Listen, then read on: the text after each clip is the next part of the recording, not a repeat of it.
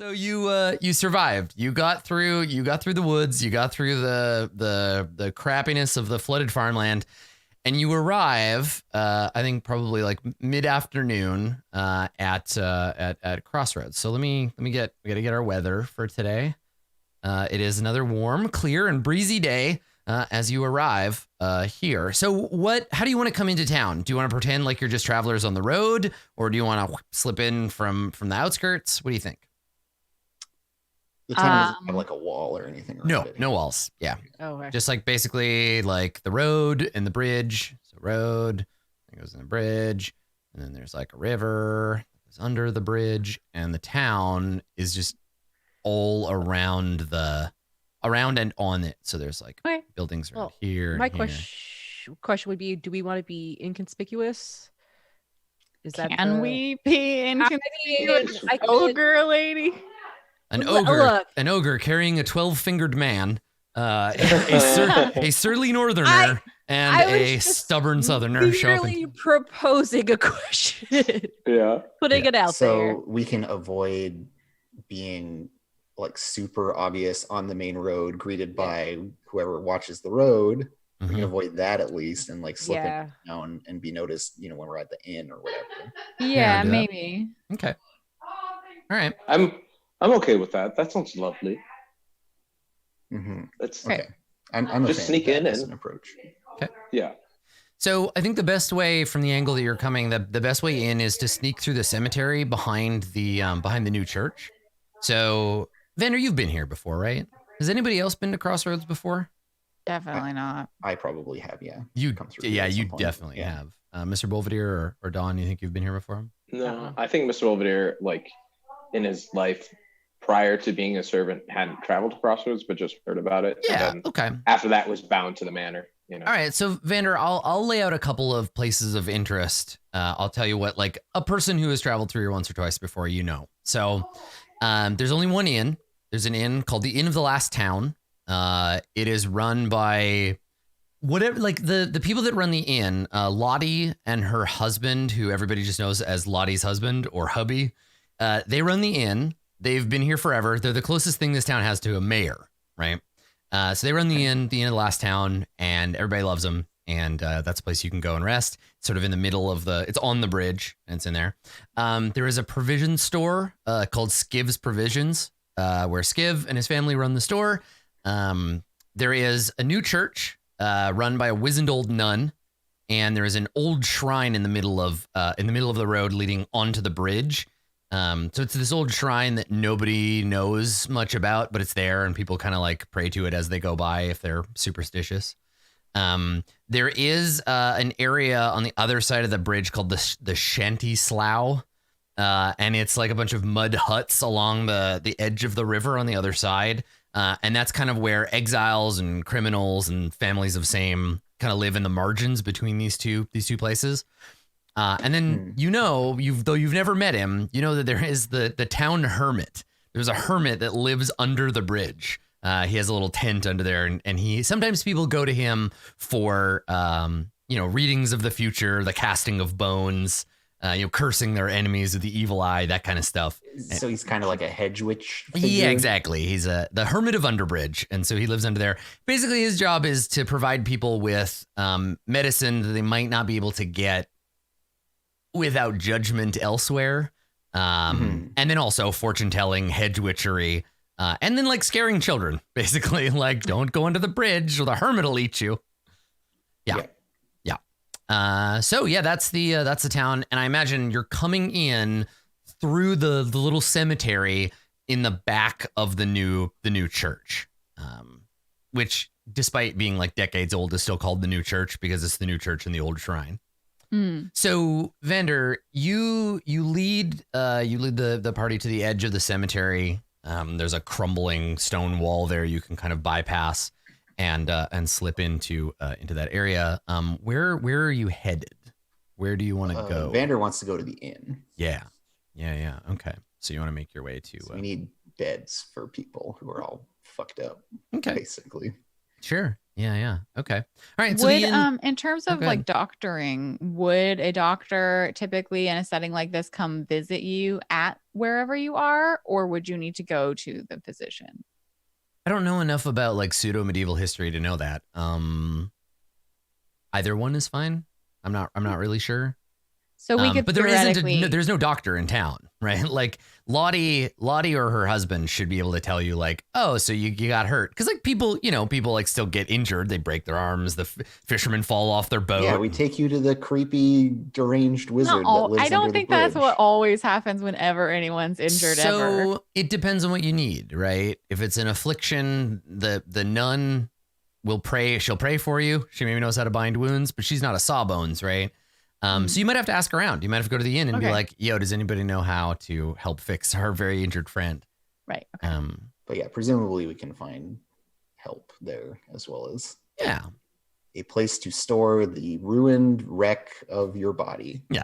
So you come into town, you slip in through the cemetery and avoid the road until you get into the town itself. And there are probably like, I don't know, several hundred people live in this little town on either side. And they're a grand mix of northerners and southerners, exiles and criminals, people who just want to kind of get away from the struggles of the two cities.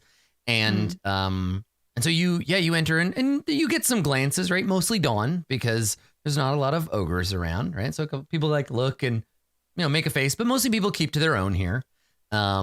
And as you reach the bridge, you come past the old shrine. So the old shrine is a stone block. It's a stone statue. It used to probably have features. It's got a vaguely humanoid shape. It's got like a head and shoulders, and it probably had at one point arms holding a bowl. And there is still a flat, depressed area in front of it and some arm-shaped things, but it's been worn down by time and weather and hands to just be a vague kind of humanish shape holding a bowl. And in the bowl, there are a few coins. There's some silver shillings in the bowl.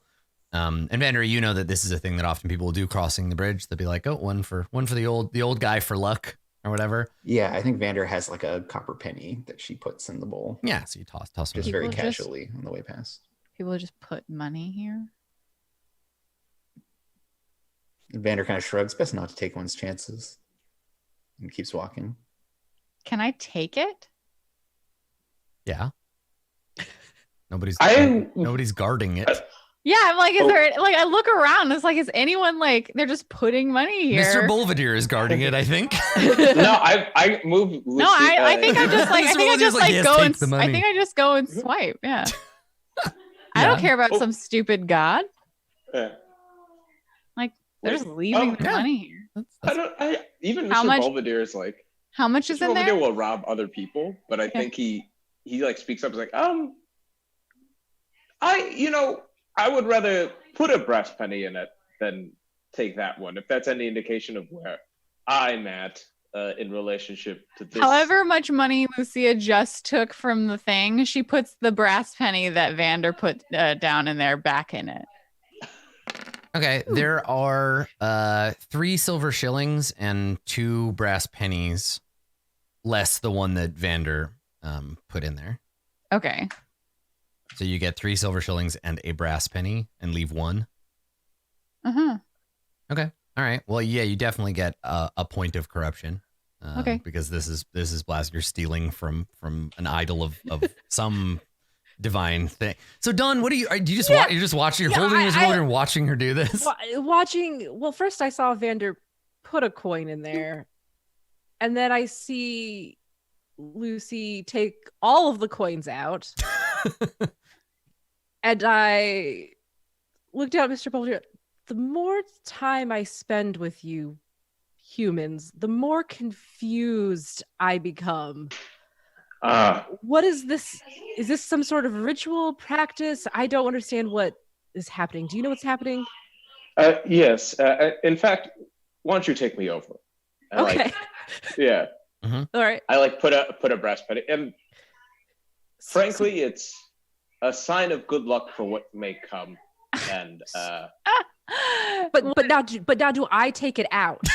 No one should take it out. No. Honestly. Okay. What it is, Don, is some people superstitiously think this old lump of rock is going to affect their lives somehow. So they leave it money, and then probably the old man. Wait, I don't know about that one. And then probably some of the like town miscreants come and take it and use it to pay for their dinner. I've done it. Man, all these projections on outside inanimate objects, I don't understand. Anyway, interesting. It'll buy me dinner, and I flip one of the coins and catch it. Yeah. Okay. Well, let's go find that dinner then. I like that you're treating it like a take a penny, leave a penny jar. Like, well, I needed more than the gods. Well, I'm sure there's been the case of like if there's any kind of sort of similar thing where like people put pennies in fountains or whatever, like the kids who are starving and begging, like they'll just go and take them. Like the thing is, though, in the real world, stealing money from a wishing well doesn't do anything to you. It hasn't done anything to Lucia before right now. Yeah, that's fair. Okay. All right. Yeah. So, I mean, and that's part of the tension of the setting, right? Is like superstition versus practicality, like the need over the desire for a I have like future 6 supernatural fear. sisters. Okay, we're fine. not rich. Well, nobody's saying don't do it. I'm just saying. No. Yeah, I'm just saying this is something that Lucia would have done before. Mm-hmm. Yeah. Like Mr. whether the gods are Volunteer real or not, you need food. He's saying don't do it only because he recently encountered actual supernatural like entities, Right. and now is terrified of everything, like anything could cause. Oh no, a black cat! Stop! Somebody breaks a mirror near you. Yeah. Okay. Mm-hmm. All right. So you pass the old shrine and make your way up onto the bridge. And the bridge is ancient and stone, but the buildings covering it are mostly wood. They're shanties, basically shacks stacked up on top of each other, sometimes 3 or 4 deep. Vander, that often the newer looking buildings are the result of the older ones falling into the river. Because eventually they just collapse because they're poorly made out of bad material. And eventually every house will fall. The only one so far that hasn't is the Inn of the Last Town. It's the only kind of like OG building. Now it's been reinforced and rebuilt several times, but it's never fallen in the river. So when you get there, you see the windows aglow with an orange light. You see the sign that just says "Inn" on it, and you can smell the smell of like meat pies coming from the windows. So Vander just heads on in, goes to the counter. Okay, yeah. So you come inside. There's like a half dozen tables with chairs set around them in this main room. There's a rickety set of very narrow stairs that lead up to the higher floors where people can rent rooms. The higher up, the less expensive, because the farther you have to fall if your floor breaks. So the closer to the ground you are, the more expensive it costs. But you come in and I think maybe it's like 5 or 6 people here, maybe 2 tables with people eating their kind of end of the day meal. And again, everybody in this town, like if you're clean and you're not like, gangrenous or whatever, you kind of stand out. So you actually all fit in here, aside again from Dawn, who has to duck to get in. And the place, as you come in, the place groans slightly. This is a fairly normal event. And I think that Lottie at the counter, who is in the middle of laughing at a joke some patron just told her. The two of them are talking. She's talking to some guy with an eye patch and a beard. She's in the middle of this. She's got this big, boisterous musical laugh. And you walk in, and she turns to look as the door opens. And she sees you, and there's a smile of recognition, Vander, where she like recognizes you. She may not remember your name, but she sees your face. Knows that I've been seen before, yeah. And she smiles and gives you a wave. Lottie is in her probably like, she's like obscurely old, right? Like she's of grandma age, but she's not wizened and ancient. And she is probably like as wide at the shoulders almost as she is tall. She's quite low. There's jokes about her being like half dwarf or something. But when you come in, she smiles and waves. And she gestures and says, "Oh, hello, love. Pick a table. Would you like food, drink?" Yeah, and Vander does whatever sign to the affirmative with her hand as she like goes to a table in a corner somewhere. Okay. All right. Yeah. So Lottie hustles into the back and you hear her shout, like, we've got customers. Get off your lazy ass. And then there's some sound in the back as she goes into the back. Now, as you're all sitting down, you notice the man with the eye patch, his one remaining eye, he watches you very carefully as you go and sit down. Doesn't make any effort to seem like he's not, and he's definitely eyeballing you. But doesn't come over. So you go and you sit. Bunch of mismatched chairs around a scarred wooden table. Well, eye patch over there certainly has got our interest already. Yeah, you look over. He's not looking anymore, but yeah. So the guy in the eye patch is he's standing now with his back to you. He has just like a tunic and maybe a cloak, like with a mantle on, and he's got a big bag next to him. And the bag has a bunch of like tool handles sticking out of it. So you can see like a bunch of wooden kind of handles sticking up out of his bag. Is there like a rucksack? Yeah, well, look at you, Mr. Belvedere, who wouldn't take a second glance. Are you still naked, Mr. Belvedere? No, I'm wrapped in a cloth. Yeah, that's about it. You've wrapped him in a filthy blanket. That's right. I put him in a towel. Okay. Yeah. I was like, wait a minute, did we ever Mr. dress Belvedere. Mr. Belvedere? We have extra. He's literally just like an infant now. You've swaddled him and you've been carrying him for like 2 weeks. No, 2 weeks. More than 2 weeks. My arms are now stuck out, but that's about it. Yeah. My name is Don. This is my son, Mr. Belvedere. My tiny boy. He's older than me. Don't worry about that. Listen, sometimes a family is a mother ogre and her baby human. Yep. All right. And I think to that end, Vander is like being very businesslike and just saying, all right, so we need provisions, we need clothes for this one. And she's like making a quick list of like what we need and what we need to look for in the town. No, is there a doctor in town? This Dawn asking Vander. Yeah, and Vander like shrugs. No idea. Not that I know of, but we'll see what we can find. Okay. And I think she adds, and if anyone does know, it'll be Lottie. Closest thing to any kind of governor or official this town has. Wise for us then to come here. Others may ask her about us. Well, what choice do we have? Mr. Belvedere looks down at his hands and extra thumbs. Suppose you're right. Okay. Either way. Ale's on me tonight. Just don't drink a lot, Dawn. Wow. I'm sorry. No. I deserve that, but I want it to be known I only drank out of necessity once and I saved us. Maybe. No agreement. I've tried that excuse of my friends too. Listen, I only got so super wasted because I needed to save everybody. I think you say saved us, and then it cuts back to all of us like bloody and like cut and like ruined and just like, yeah, feeling real safe. Yeah, and I think at that, Lottie returns with meat pies for all and mugs of ale. I don't know how much. I was looking. I can't find the I have cost. it right you here. Have it? Okay, all right. So It's the hot meal fit for the lowborn is 4 brass pennies. Hot meal fit for the burger is 8. And then what if the hot meal is the burger? And then ale is by the cup, I think would be, is 3 brass pennies. Okay, so it's seven a piece, right, for the whole meal? Yes, 7 for the whole meal. All right. Yeah. So she comes over and she has her big apron with all the pockets on the front. You can hear her jingling slightly as she comes over, and she puts plates on the and she assumes, because I think you probably all are assumed to have your own like knives. There's no cutlery in the Medieval. Everybody eats with a knife and a spoon.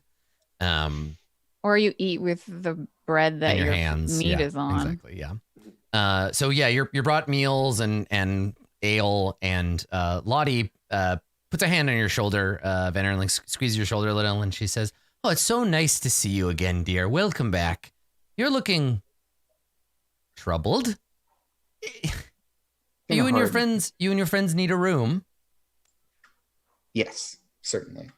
Will it be one for the lot, the public room, or will you be needing private rooms? Is there a space that can accommodate the four of us that is set aside? I think so. I think that there could be a room big enough for the four of you. Yeah, so she'll ask for a room like that. Okay.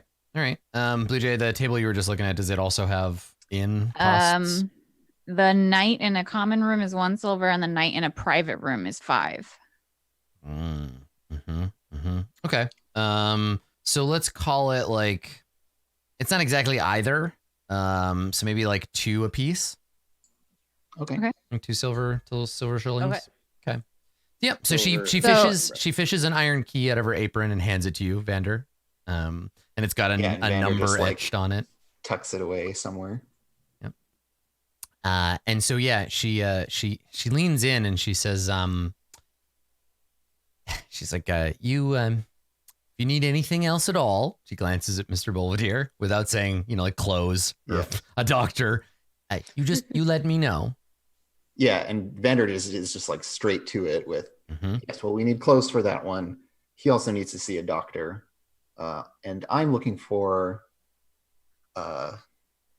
people whose families went down the road, or whose family members went down the road, maybe got themselves tied up with the wrong people. I have some writs. And she like indicates the little notebook that she has, or the ledger. Yeah, and she says, where have you folks just come from? Hell. All over. I'm kidding.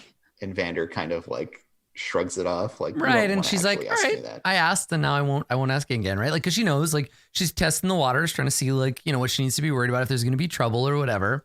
And she says, I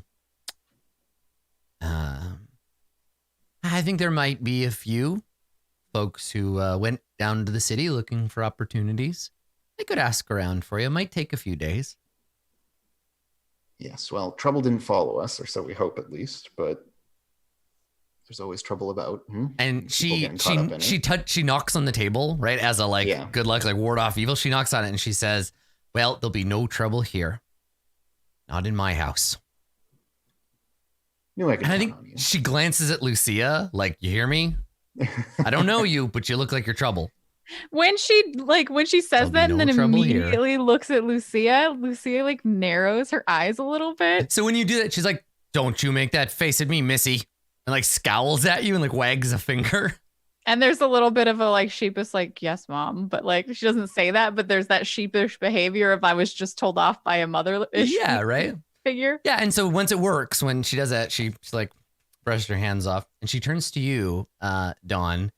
And I think that there's like a ritual, like a pressing of the hands together, or a special, like a bow or something that ogres do to each other. What do you think what would that be? What do you think it would be?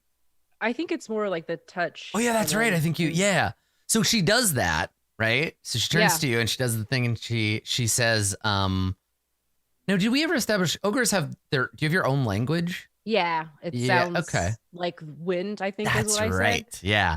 So her accent is atrocious. She basically says, like, it has been a good timing for you arrive with us in ogre. It takes a minute for Dawn to process that, and I guess that's back in ogre.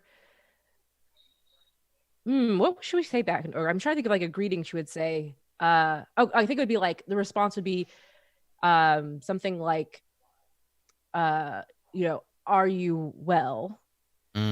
It's like like yoga. I think the ogres, almost said yogures. Ogres typically they would ask each other, like, that's a common greeting, like, how are you feeling? Are you well? Right. It's kind of like, have you eaten? Yes. Yeah. So she laughs a little when you talk, and she says, oh, Oh dear, dear. You'll have to slow down for me. I'm just learning. I had someone give me a book with phrases, and I've been practicing. Haven't seen one of your kind in some time. It's very lovely. Thank you for coming. I hope the food is to your liking. Yeah, and I've eaten over like 2/3 of the meat pie. Has been like, oh, it's delicious.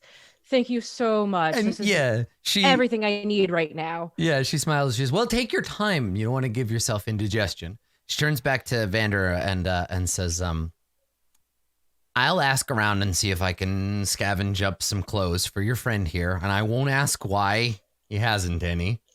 I know well enough. Thank you. But I'm sure I have some things in the lost and found we could find for you. And as for Dr. Well, you do have some options. There's always the old Hermit, if you're looking for an apothecary or medicines, or up the church, the new church, Sister Providence. She knows her way around a needle and thread. So either one would certainly be an option depending on what you need. But I do have to warn you. And she leans in all conspiratorially and she looks over her shoulder and says, the moment I walk away from this table, old Jerry there's going to come on by and he's going to beg you for things to sharpen. I've been telling him he can't do his business here, but he won't listen, old dog. So just be ready to turn him away if need be. Now, if you've got any dull knives, then maybe that's a blessing, but she kind of does a like, what can you do? He's going to come over and hassle you. Vander swallows the opportunity to make fun of one of her companions by calling them a dull knife. Right? Lets it pass us by. Okay. So she turns and just as promised, like Jerry's just chomping at the bit, right? He's just like, ooh, here we go. And he comes over, right? He walks over to you basically as she's walking away. Yeah. This is Mr. Eye Patch. Yeah, this is Eye Patch. Yeah, Eye Patch. He's got a gray beard, thin guy. He's maybe got a little one of those little floppy peasant caps, right? A little floppy hat. And he picks up his bag and it makes a bunch of rattling sounds. And he kind of comes on over, and you hear him like, he says, friends, new friends and old. I see that you are of a sort that appreciates a good piece of equipment. I see that you understand good craftsmanship when you see it, and I have several knives and maybe a sword or two in my bag that I think you would be interested in. Dangerous days, dangerous roads, and old Jerry here has you covered. Now, if you have your own knife, you have your own sword, old Jerry will sharpen it up for you. Jerry the Grinder, they call me. I've got a wheel over in my house, and I can sharpen up all your equipment for you, anything you need. I can tailor, I can repair, I can fix. You got a leaky bucket, I can patch it up for you right quick. So what do you say? Oh, Jerry, where did you say your house was? And he says, why, it's just down the bridge a ways. Oh, well, let us know, because right now I don't need anything, but who knows, I might in a few days, and I wouldn't want to come wandering for nothing. And he nods, and he says, how similar in size is he to Mr. Belvedere, by the way? I don't know. I hadn't really thought about it. They're both would like the shirt off height. of his back fit Mr. Belvedere? Yeah, definitely. So Vander, I think we'll just say, got any spare clothes? And he says, well, wait, well, not in my bag. I only have just my wares. You see, but if you're looking for a good long knife, and he like plops the bag down on the table. Yeah, and Vander just like shrugs and passes a glance to Belvedere, like I tried, and then just. No, I would not wear that. Are you kidding me? Look at that hat. Are you no? So he puts the bag down, but what happens after is maybe more interesting. So he sets the bag down and he uses it to kind of like lean in, and then he turns to you and he says, "You're Mr. Belvedere, aren't you?" Who's asking? And he looks around and he says, "You left town before we could talk." And he takes one of his gloves off and he holds up his hand and he has a gold ring with a triangle with an eye on it. And he says, You're going after the hawk, aren't you?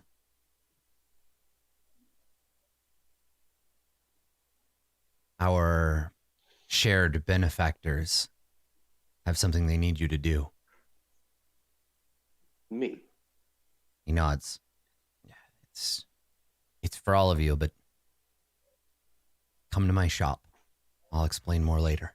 And he puts his glove back on and he's like, well, and he like makes this big show of being like, we weren't having a secret conversation, right? He makes kind of a bit of a noise and he's like, you won't find a sharper knife anywhere within 100 miles. Come on by my shop and I'll take care of you. And he like gives Vander a smack on the back. And I think just to make the cover a little better, she will hand him and like one of her knives or whatever, be like, or her throwing knives, I think specifically, she like plops them. Yeah. Be like, yes, these ones. Yeah, and he takes them and he says, a fine set of blades for a fine lady. I'll be sure to sharpen them up right. Keep them flying straight. So, come on by and you can pick them up. Give me a few hours. I'll meet you there. And he hefts his big rattling bag and he gives another look to Mr. Belvedere like, don't forget. and then leaves the room. What did he say? He was whispering in my bad ear. Frankly, that we also have some friends in this town. More work, though. Poorly timed and somewhat inconvenient. Belvedere, did you say you were buying drinks? I like wave my hand before I stop like asking that question. Yeah. She's like, drinks, please. I've already drank mine. Yes, absolutely. Good. Okay. He's already finished his like first. Yeah. There is still some time left in the day, right? There's a few hours of daylight left.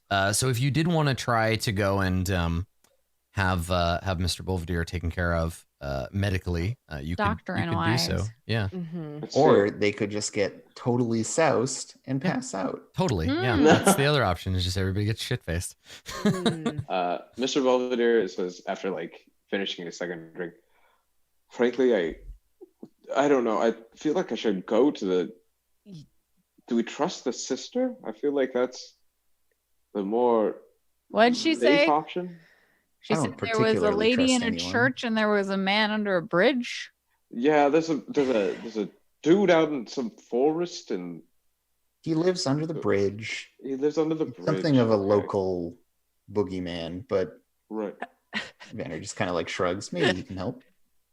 I feel like I would rather go to the church. Yeah, if I'm honest, but I feel. Are you a religious man, Mr. Belvedere?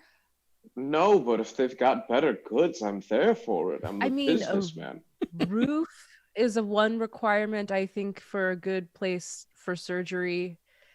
Not exposed to nature or rain or muck. Don't perform surgery out in the middle of a field. This isn't a war. Maybe a place to wash his wounds would probably be. I mean, I guess you could do it in the river. No. What if I become? Yeah, right.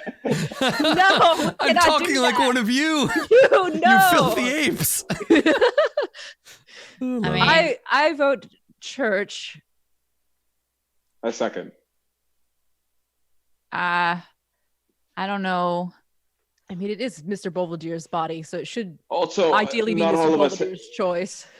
But all of us don't need to be there either, because it is also my body, and if there's other things that you all need to take care of, we've got the room already. We're gonna be here, and maybe, who knows, I'll be walking back. Do you think my shoulder's infected? Is that a word I would know? No. Yeah, I think so. Yeah, but there usually be a word for it, given how common it is. Usually infected is used in the it's infected. There's nothing I can do. You might as well plan the funeral, right? Like it's not like, yeah. It's like asking, do I have gangrene? Right. Does this look like a bullet wound to you? I mean, Lucy, you should probably. No, you don't have. You have an injury too, right? No, you don't. That's right. I just need rest. Yeah, you can bandage up. But the idea would be to help Mr. Belvedere first so that you can get an advantage out of tonight and you can actually like recover. Yeah. My only thinking is that usually people who have buildings charge more. True. But also she's a nun, right? So like, does that mean she doesn't charge? So nuns, I mean, religions don't like, the thing is you're expected to make an offering, but it's not like she has a price list, right? It's not like if you go in, she's going to be like, pay what you can. Yeah, pay what you can. Sliding scale. You know? Yeah. Right. Okay. She wants to sell you a PDF of this new LARP she's been working on. I go to Vander and I hand her the folio and I say, no, I don't think the church should see this with me. Oh, yeah. Yeah, you probably shouldn't bring your satanic pornography into the church. Right. You know what? Yeah, just hold on to this. I'll be back for it. I know you've been carrying Mr. Belvedere, Don, but seeing as him and I are the two most in need of healing, we can go to the church. Okay. Oh, good. And then Dawn can keep your book for you. And Vander is like scrupulously not touching it. Yeah. Dawn, you might actually be able to learn a thing or two off of it. I don't know. It seems pretty cool. I kind of like it. I don't know. Hey, Boromir, can you carry this ring for me for a minute? Just for a second, man. Just take it. Take it, really Boromir. Cool, dude. I don't know what to say. Okay. And I take this folio. Okay. And I am don't open it unless you really want to read it. I'll just say that. Yeah. I think very strange about this book. It's a great book. I don't know. It's really big twist at the end where you find out that God's not real and hell is the earth. Yeah. Oh, it's really good. I don't know. It gave me a lot of like, I don't know, like Lucifer might have been a good guy vibes. There's like a whole thing there. It's just the script to Cannibal Holocaust. All right. Well, it's Paradise Lost, actually. It's just like in so yeah. It's Planet of the Apes, but for hell instead of apes. Nice. There it is. You want another ale before we go, Mr. Belvedere? No, 2's enough for me right now. I don't even know if I don't know if drunk is going to be good for surgery. Typically, it's very good for the patient. Yeah, Passed but also out is even better. Problem is though, the more you drink, the more you bleed, right? Because alcohol is a thinning your blood thinner. So yeah. I just love how everyone in movies is just like, give me that whiskey. Glug, glug, glug. Now you can cut into me. It'll be so much better. Put the belt in my mouth so I don't bite down at me. You know who definitely has laudanum? The weird old man under the bridge. All right, well. Good to know. Oh, man. Dirty street laudanum. Yeah. Laudanum? Mr. Who wants like, laudanum? I don't know. Maybe I can pawn off this crazy mushroom to that guy. He might get It's an artisanal sipping opiate. Do you want to go to the what is it? No. I mean, probably tomorrow. But for now, I just say, hey, let's meet some people while we're here. Right. Okay. Well, then Belvedere and I are going to go to the church. Okay, do you want to wait for Lottie to bring Mr. Belvedere some clothes? Oh, right. She hasn't got clothes yet. Unless, again, you want to bring him swaddled like the Christ child into the church. Maybe they'll... Actually, wait a minute. You will have another ale? No. I'll just wait for some clothes. Oh. Okay. All right. So, yeah, Lottie brings you some... probably, like... They're abandoned clothes, right? They're things that people, there's definitely like a flea or lice situation going on. But you shake them out and it's fine. Who doesn't have lice? So so you're dressed like a filthy peasant now. It's maybe the least fashionable thing you've ever worn in your life. It's mostly made out of like burlap, but it's fine. It's better than being wrapped in a towel. So honestly, I'd gotten used to the whole toga situation. So I had 2. It felt kind of regal in a certain way, and now it's fun. You know what? It's fine. Maybe they have more clothes at the church here. They'll probably charge. No, they'll charge me less. It's better. Let's just go. I like put like you put your arm around my shoulder and I do the like huff. Yeah, Yeah, just like hop on. Mr. Belvedere. All right. So yeah, we're gonna go to the church. Okay. Yeah. So the two of you head to the new church. And Vander and Dawn, do you want to stay here, or are you guys gonna go somewhere else? Well, do we need to work on getting information or other provisions? Speaking to Vander. Yeah, we're certainly understocked now. And she like hefts her mostly empty satchel. Could stock up on food and some of the other things we need. Never know when we'll need to skip town. Could we do that? Like, you seem like you've been here before, right? You seem to know this place. Changes very quickly. And it was a number of years ago, but yes, we can hopefully find something. Is there like a general store, or can we get stuff from Lottie? What was the guy's name again? Adam? Skiv. Skiv? Yep. Yeah. Skiv and his wife Wilhelmina. Wilhelmina and Skiv run Skiv's Provisions, which is a traveling supplies and other. So if you're looking for rations, Skiv is the man. Yeah, there's a provisioner nearby. Certainly all the basics we can get there. Well, we could go shopping. We've never Do you done have any that money together left? before. I do have some money. I have to do calculation real quick. Yeah. But I do, because I started with 18 gold crowns or something What? ridiculous. Like, well, I'm very Nobody knew that, probably. right. Dawn opening her purse is like opening the briefcase in Pulp Fiction, like just gold. I light. never spend money on anything. Like, obviously, I didn't buy enough food for myself or a tent. I don't know how the world works. So yeah, I have money. We could stock up. Well, great. I'm willing to help us. Sounds helped like you and us. I have a task. And so, yeah, she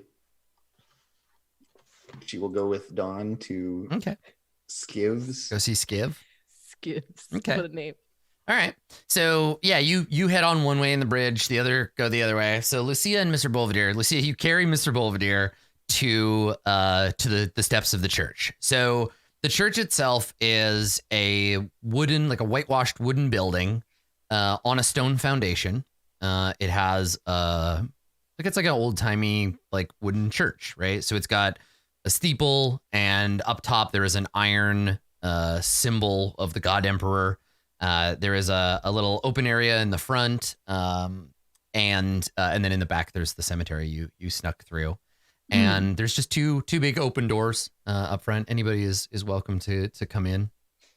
What is the state of the church in terms of like government power now with the like new? So yeah. It's kind of like post-revolutionary Russia, where they were like, Marxism doesn't like religion, so we're gonna close all the churches and persecute the church people. So in Philos, there is this kind of anti-religious like thing that is happening.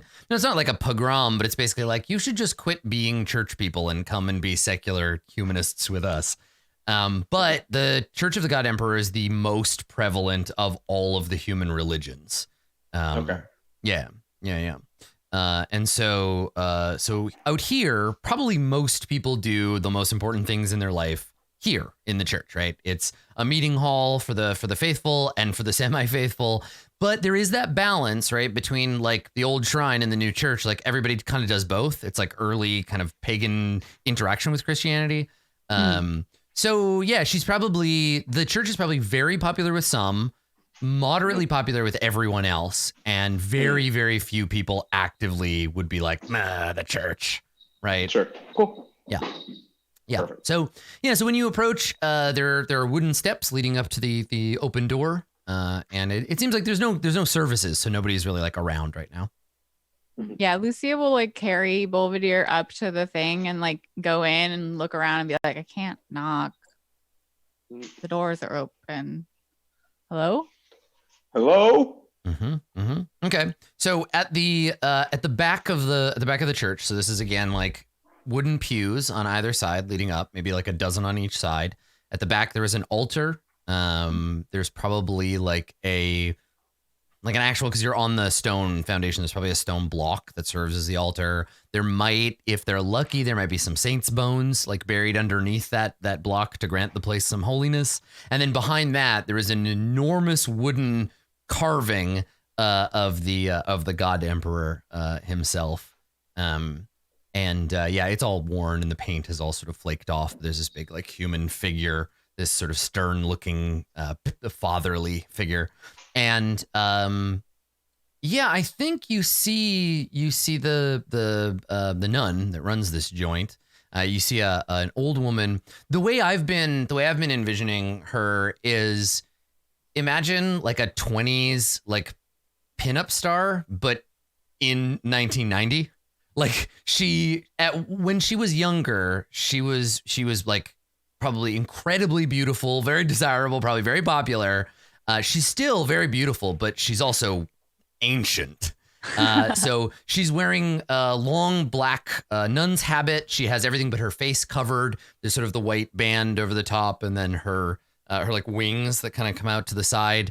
And she's like bent back. She's got, I guess maybe she's like sweeping. She's got a long wooden broom handle and then some dried straw at the end of it. And she's sweeping out the part of the church I don't know the name of because I'm not a medieval architect. So when you come in, she glances up, and if you don't say anything to her, she just assumes you're like here to pray.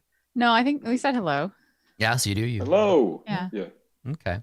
So she looks up and squints. She says, "Come closer, dears. Can't see you from so far." And Lucia will walk forward, like kind of looking at the carving of the god emperor, just like front and center. Yeah, his and, eyes like follow you with judgment. Feeling a bit uncomfortable. And it's like, hi, sister. Greetings of the god emperor upon you, sister. And she smiles and she says, "Providence. Sister Providence." Sister Providence, yes. And right. And she says, "And sorry to be."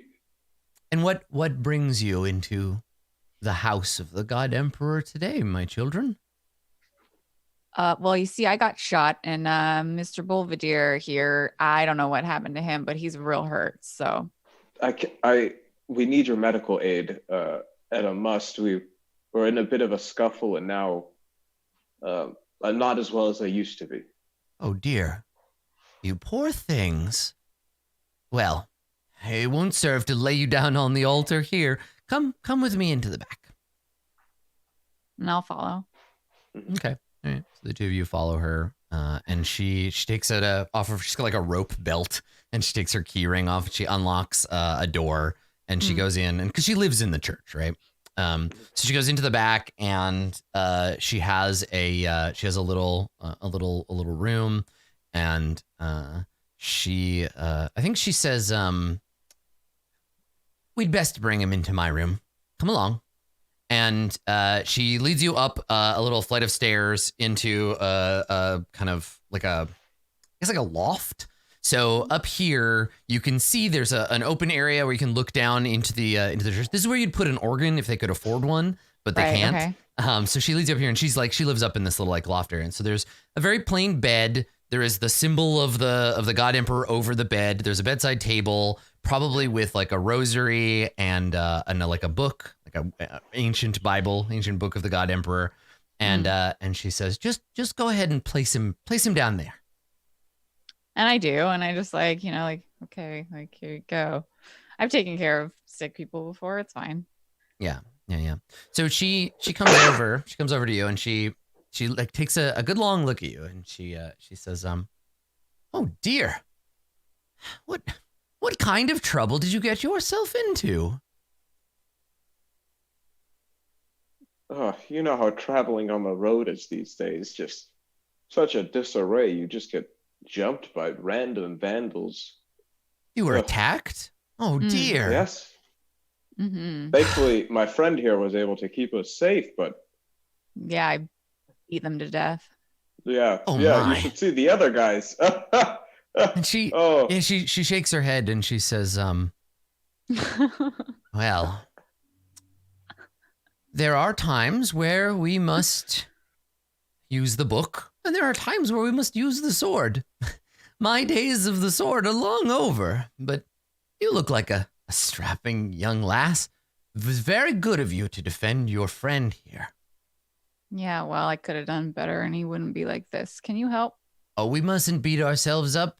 The God Emperor has a path for all of us. Sometimes we learn more from suffering than we do from a good day. Now, Well, then I'm just so super smart. now, dear, I'm going to need your help. Do you think you can help me with a few things? Yeah, sure. Very good. Downstairs, you'll find a bucket, a big metal bucket. I need you to go down to the river and fill it with water and bring it back here. Bring it upstairs. I'm also going to need you to get there's some linens downstairs in the closet in my office. Get those as well. Mm-hmm. I think, and she starts to crouch down. She's like, can you look under the bed? There should be a medical kit there. Yeah, Lucia does it. Like Okay, she goes under the bed and she's like, yeah, no, so I don't have to. I mean, if it's difficult, do you want me to bring the chair closer? And she like, if there's a chair up here, like she'll bring it a little closer. Yeah. And she's like, oh, thank you, dear. And you can see she's got like her eyes are kind of like cataracted a little bit. They're a little foggy. And as you bring over the stool, she eases herself down into it next to Mr. Belvedere. And then she says, right then, be a good girl and run off and fetch it for me. And I look at Mr. Belvedere and I'm just like, Yeah, I mean, okay, then I'll go. if I need it. Yeah. Okay. All right. So you leave, and she's Sister Providence is examining you, right? Mhm. And she says to you, do you believe in the healing power of the God Emperor, Mr. Belvedere?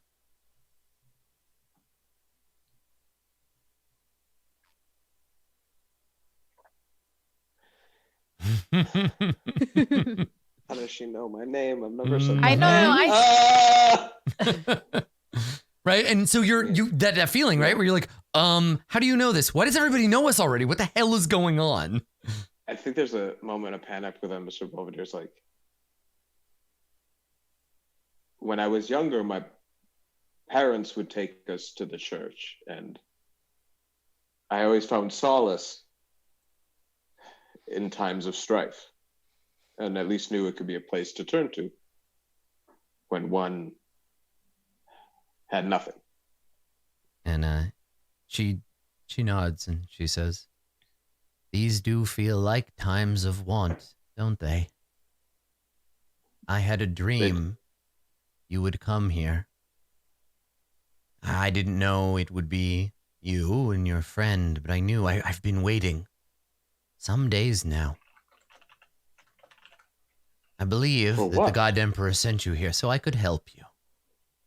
Oh, and wonderful. She looks at you like sort of sternly and she says, I need you, before we heal your body, to tend to the sickness here.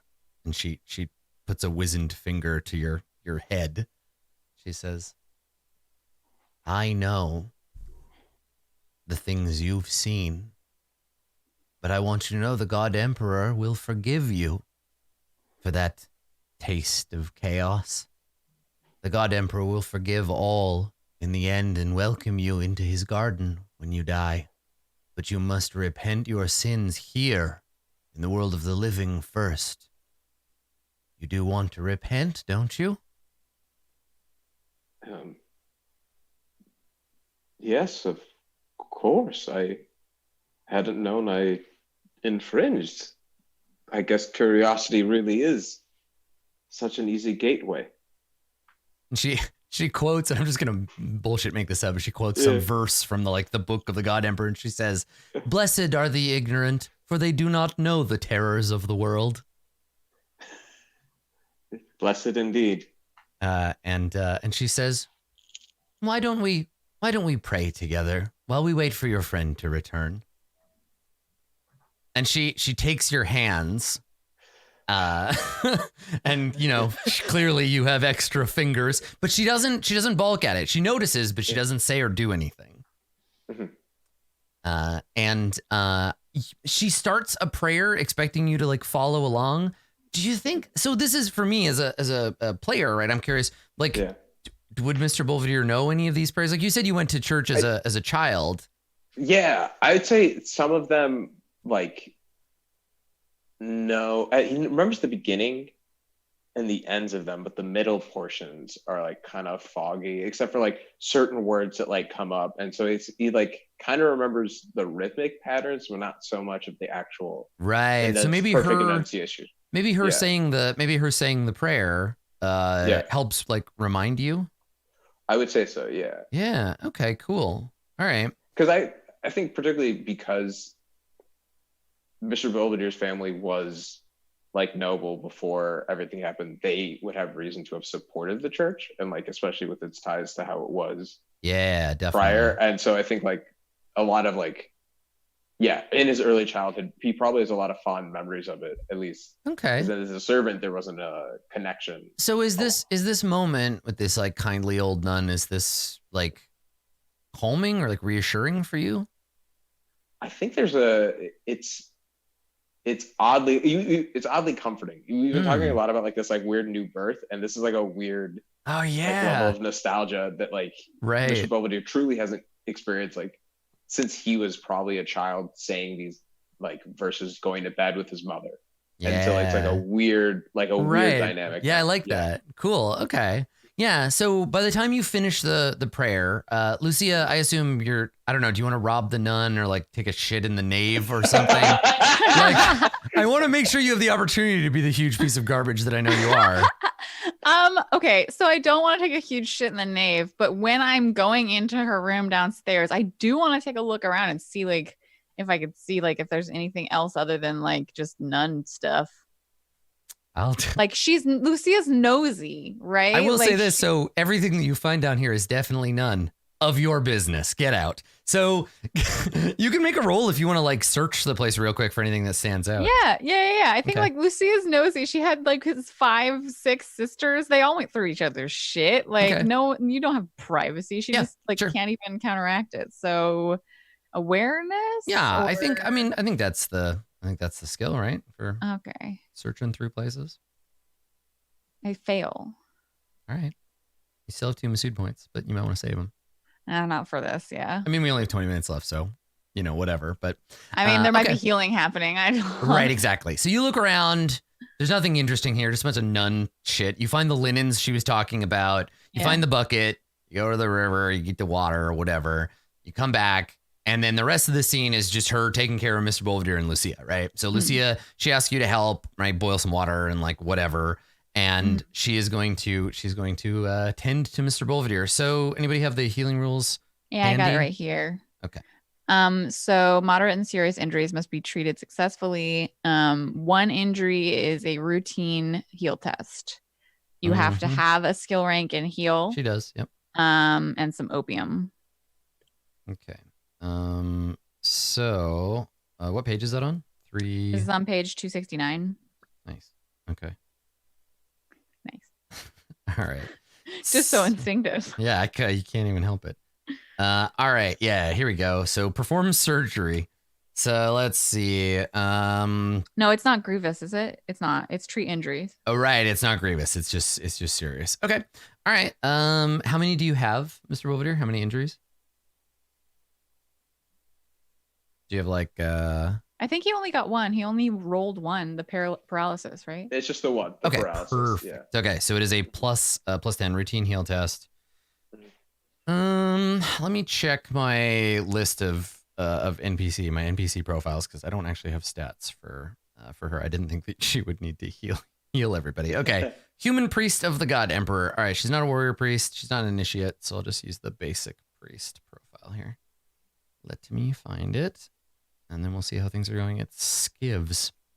All right. So she has heal at 55. So another plus 10, right? So 65. Mm-hmm. All right. And then, is there anything else you can do to help? Any other things? I guess if you want to, if I roll and fail, you could spend one of your points as a group. But we can't help because neither of us. That's right. Yep. Okay. All right. So we'll see how she does. So 65 or lower. Mm-hmm. Big money. Big 43. Money. There There you go. Okay. So you can begin recuperation. Yes. All right. So this means, she expends a seed pod of opium. So, Mr. Belvedere, you are high as shit. So you're all cloudy in the head, and I imagine that probably that overlap of the emotional like memory stuff is just happening super strong. So you keep seeing her and thinking that she's like some other figure from your childhood, and it's like very like suddenly I'm like transported back into my childhood home, and I'm like walking through memories while I'm like slipping out of consciousness. What's happening there? Yeah. So Lucia, she gets you to do things like handing her various tools, mopping Mr. Belvedere's forehead, right, taking care of these things, and this was a serious injury, right? This was serious. It's 2d10 plus 2 days to recuperate. So okay, Mr. Belvedere. Good. Okay. Yeah. So make a roll there. 2d10 plus 2. 2d10 plus 2 days. Takes me 10 days. Okay. All right. So while undergoing this recuperation, you still suffer from any penalties your injury conferred on you. So you will still be paralyzed. Yeah. So you will slowly regain the use of your ability to walk over time, as long as you don't get hurt again. Okay. All right. And if you remain bedridden, it takes half as long. Hey, there you go. That's good. Okay. So Lucia, do you want her to like bandage you? Yeah, I just have wounds. I don't have any injuries. So if she could attempt a heal test, it'd be better than me. Yeah. Okay. So what's interesting is she would actively avoid giving laudanum to anyone because laudanum makes you corrupt. Yeah. Too much laudanum turns you into a you only rolled 1d10, Mr. Belvedere. It's 2. I should first. Yeah. You have a serious injury, right? Yes, serious. Is that another? So it's 15 plus 2, 17. So it's 17. Right, but cut in half if you spend all that time in bed. Gotcha. That's a lot of money. Okay. Yeah. Right. Okay. And then for you, bind wounds. So it's a heal test. How badly wounded are you? Currently I am seriously. So standard test. All right, same thing. Nope. Do you want to try a reroll? Can I? Is that okay, everybody? Okay, yes, please. Okay. That's better. 24. Okay. Okay. So you move one step up the damage condition track positively. So I'm moderately wounded now. Yeah. And then you can recuperate thereafter. Laudanum would also help. Okay. All right. So she tends to Mr. Belvedere, and then that's true. It was a critical fail. We can't actually reroll. Oh shit. Because it was 2 8s. Okay. Both failure and critical failure. Okay.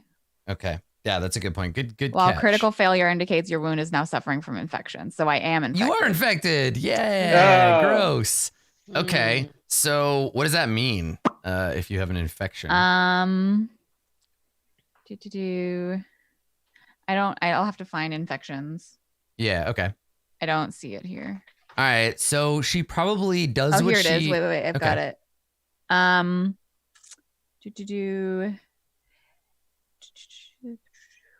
One suffering from an infection, you cannot recover steps on either damage or peril condition tracks, nor can you recuperate until it has been dealt with. It lasts until it's been successfully treated through bloodletting.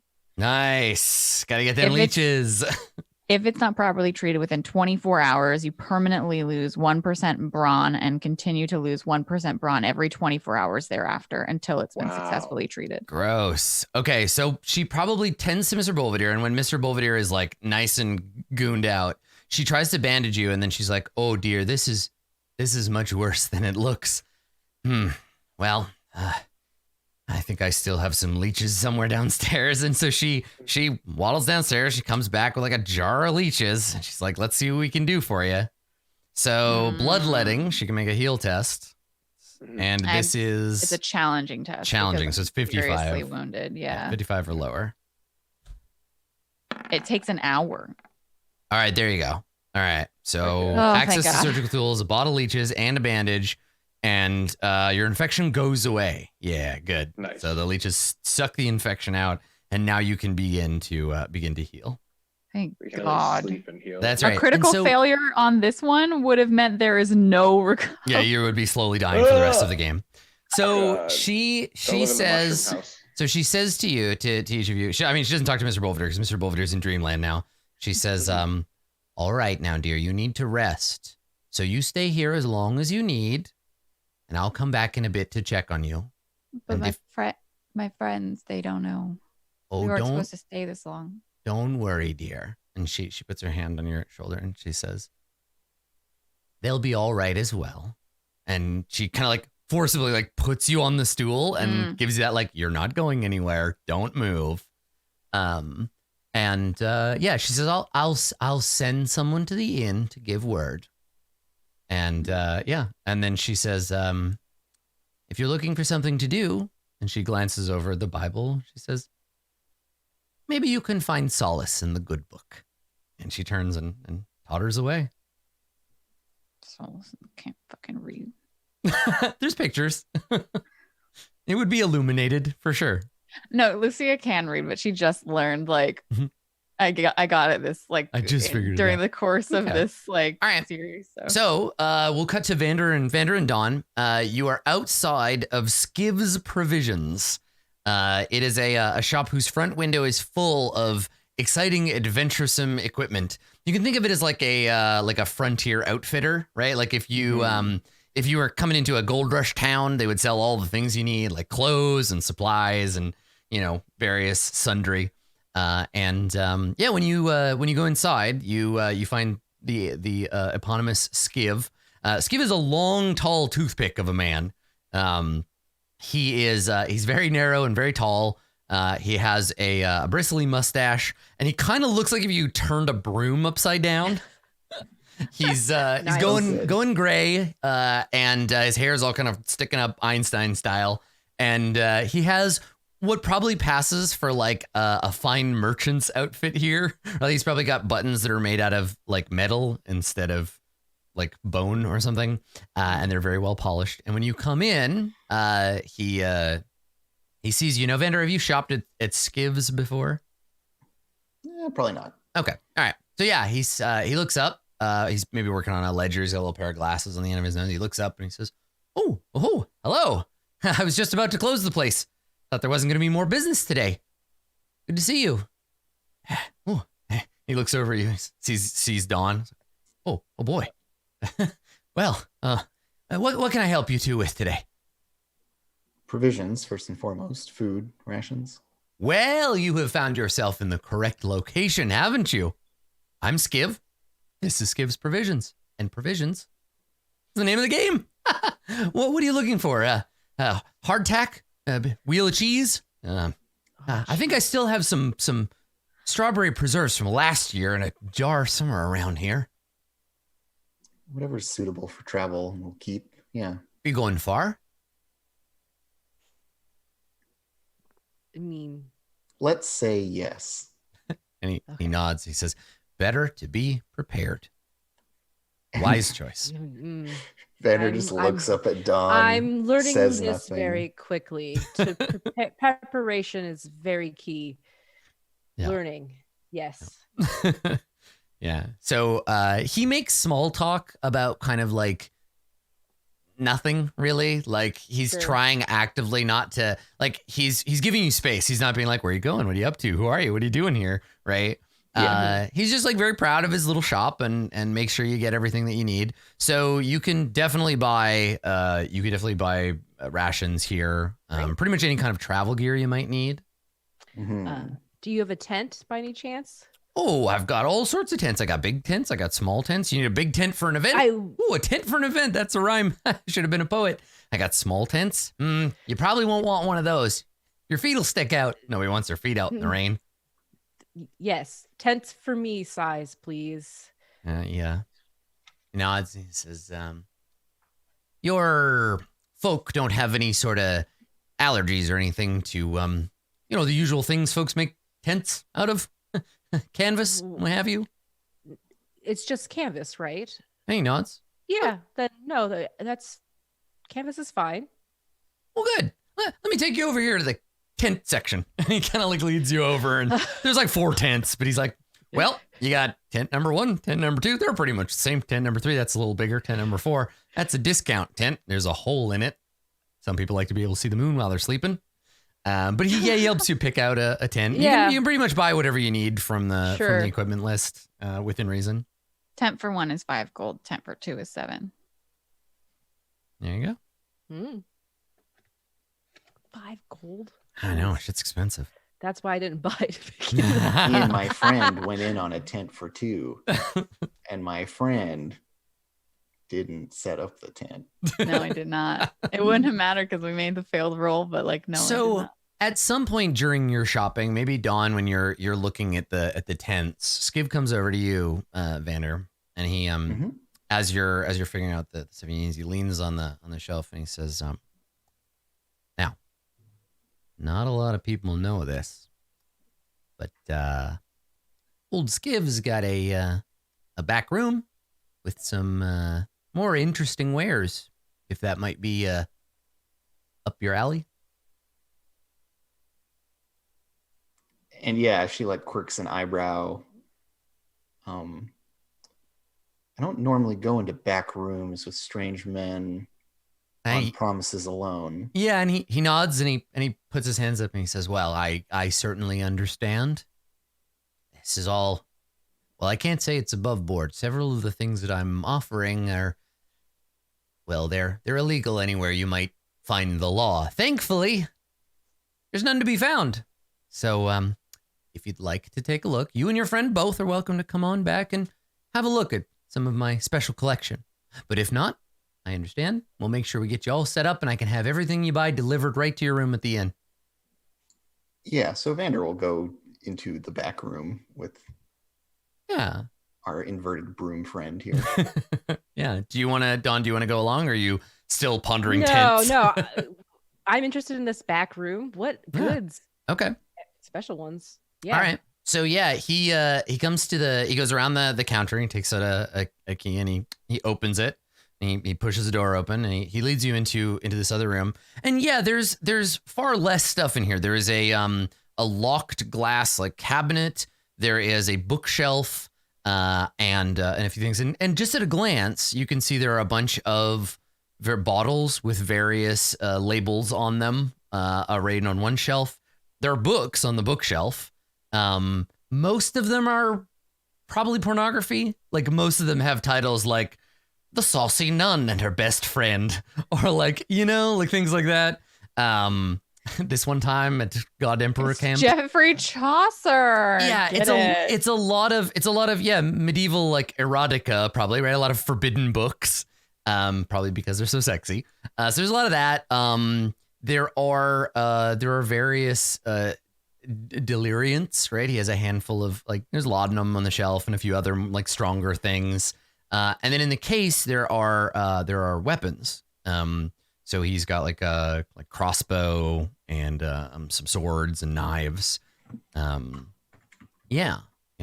So he gestures and he says, "It's a special collection. If you see anything that you like or you have any questions, just let me know." I whispered to Vander, what's special about this collection? All these things are illegal, Dawn. Oh, okay. I understand. Yeah, and Skiv says, it never used to be that way. Easier to do business back before. That's the trick about empires. He shrugs. Well. Everything ends eventually. All buildings fall down. Yeah, and he nods. He says, and she's like looking at some poison in a bottle. Yeah, totally. And that's the thing. There definitely is poison, right? And like it's not like alchemy, but there is definitely like rat poison. But like lots of things that you would have to buy from a place like this. So yeah, if there's anything that you're into or interested in, Yeah, Don will start to look at is there any non-pornographic books? Like, is there any like collections of anything? Yeah, of I think interest? it's mostly Like, knowledge. it's mostly porn. Okay, But there tucked are away. a few like politically charged books, right? They're like The Problem with the King, right? Or like I'm gonna steal this from chat. Muggin said this: today's empires, tomorrow's ashes, right? Like there are a bunch of forbidden books. Okay. But what's interesting is that the inverse is true too. There are a bunch of like religious texts that are now on the forbidden list because of the Illuminated Masters, right? Because of their like, we don't like religion. Right. But no out and out like spell books or anything. Yeah. There's no copy of the Necronomicon on the shelf. Unknowingly, I'm carrying around the most illegal right books I have. Yeah, I'm like, what's spiritual going on here? atomic bomb. Okay. But yeah.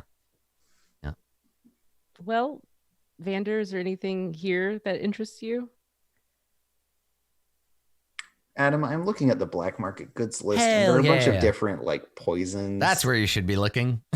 So assume within like, I think you have a pretty good understanding of like fictionally what Skiv would be able to get his hands on, right? So like within reason, if there's anything on that list, if you want to take some time to shop between episodes, you can always let me know at the beginning. I'll do a little bit of reading. I definitely bought these things. Yeah. Wicked. Okay, cool. Yeah. All right. Yeah. So in between sessions, let me know whatever you end up buying. We'll talk about it at the beginning rather than kind of going through the shopping stuff moment to moment. The poisons, Andrew, are on page 264 of the like revised. I don't know if you only have the player's handbook, what page that would be with, but it's in chapter 9. Okay. I mean, I'm sure if you control F for poison, you will be able to find it eventually. Cool. There are so many fun diseases. So it looks like we're gonna be in Crossroads for a week before you can move Mr. Bollinger again. Because it was 10 days, but half that. It was 17. It was 17. It was 17 divided by 2. Yeah. So a week and a half. Yeah. Oh, great. Yeah, it takes a while to recover from, injury. Very being killed, basically. Literally being killed. Yeah. Cool. Okay. So yeah, we can do a combination of sort of montaging stuff and then like scenes of interest.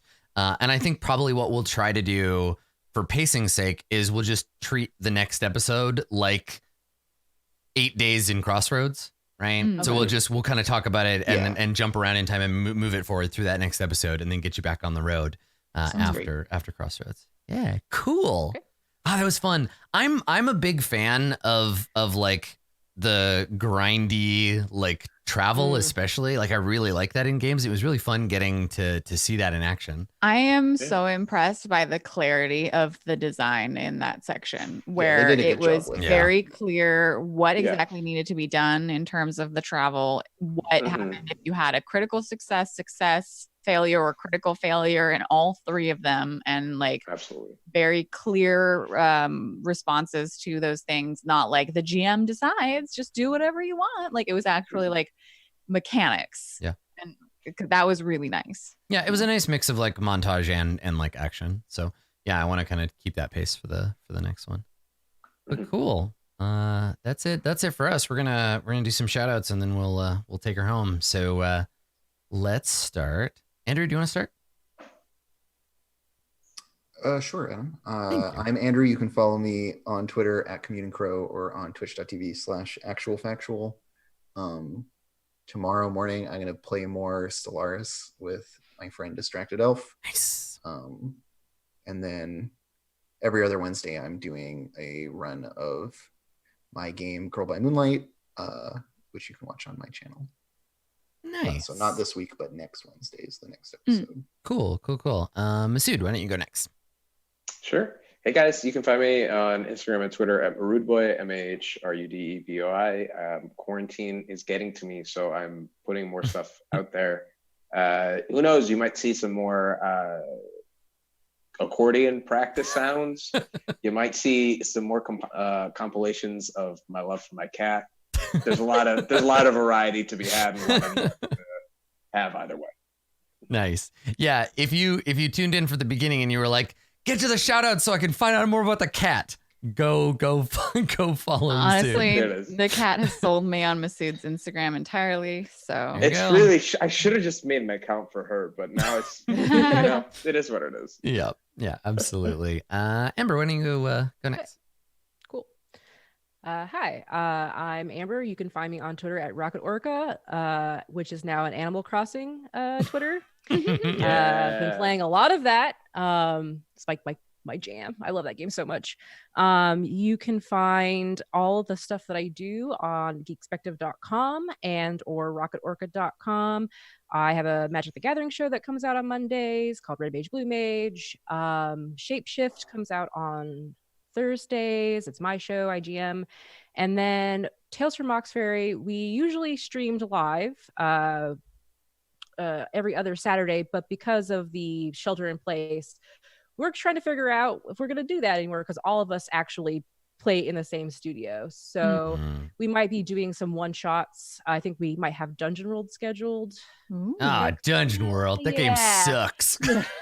I literally play it every week, every Tuesday. It's my non-content show, so it'll be fun to actually play it on live too. So it's one of my favorites. So cool. Check me out. Find me online. And last but not least, Blue Jay, take it away. Hi, I'm Blue Jay, and the shelter in place shit means I have to do. I don't have to. I feel like I should make more content for everyone to absorb through their skin and into their corrupted brains. It's a bad way to absorb content. Please do not rub yourself on your computer. Just like take your monitor and just be like smush, smush, smush. But you can find all that over on my Twitter at bluejay_712. I also do a bunch of photography stuff, which thank God I had some sets that I hadn't posted yet because I am just I can't really hang out with my favorite photographer right now. So still have content though. Don't you worry. I was very productive before I fell down the stairs and hurt my back. And then there was a quarantine. It's just one thing after another. But yeah, you can also find me earlier today, Mondays on twitch.tv/DND playing D&D. And I think that's it. I don't remember anything else. Animal Crossing. Just say Animal Crossing a couple of times. Great. So I owe you a corruption roll, my dear friends, and Mr. Bolvedere must pay the piper. So so Mr. Bolvedere, you just get a chaos rank. That just happens. Let's start out with one. Yeah. And you minus 10 from whatever your corruption. Yeah. So add right now before I roll, add a chaos rank, and then you have 3 left, and that's what we roll on. Gotcha. So let me roll that D10. Did I get any for taking the money? No. Okay. No, you did not. Petty theft is still corrupting, even if it wasn't heresy. Oh, is it? Okay. Yeah. Then you take 1. Okay. Thank you for reminding me of that. Okay. This is how we will just determine what superstitions and religious practices are real or not. Right.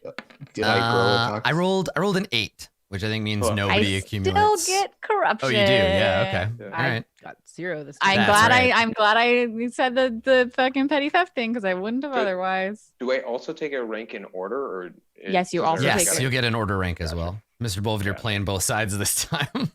Straddling it. I don't know. I should check. Yeah, you do. You automatically get one, and then I think what's left is the roll. I think if you take corruption at all, you don't get order.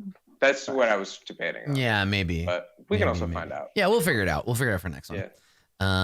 Cool. Well, I'll do a quick shout out, and then that's it.